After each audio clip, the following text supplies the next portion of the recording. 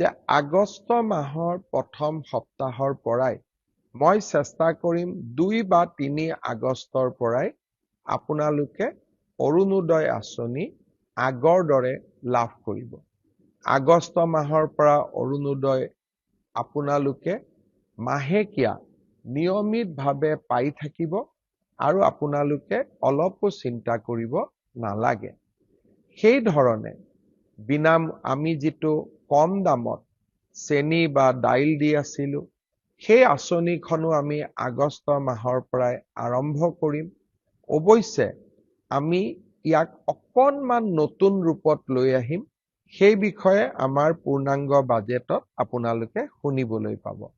নিযুত মইনা, নিযুত বাবু, এই প্ৰত্যেকবোৰ আঁচনি, জীৱন প্ৰেৰণা, এই প্ৰত্যেকবোৰ আঁচনি আমি আগষ্ট মাহৰ পৰা আৰম্ভ কৰিম। বহুতে মোৰ ফেচবুকত প্ৰশ্ন সোধে, মামা জীৱন প্ৰেৰণা কেতিয়া পাম, নিযুত মইনা কেতিয়া পাম?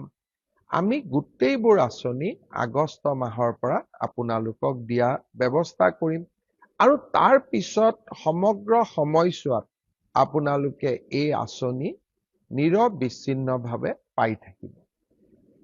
এই আঁচনিসমূহ চলি থকাৰ লগতে আমি অসমৰ বাবে গ্ৰহণ কৰা ডাঙৰ ডাঙৰ আঁচনিবিলাকৰ কামো এই সময়ছোৱাত আগবঢ়াই লৈ গৈ আছো।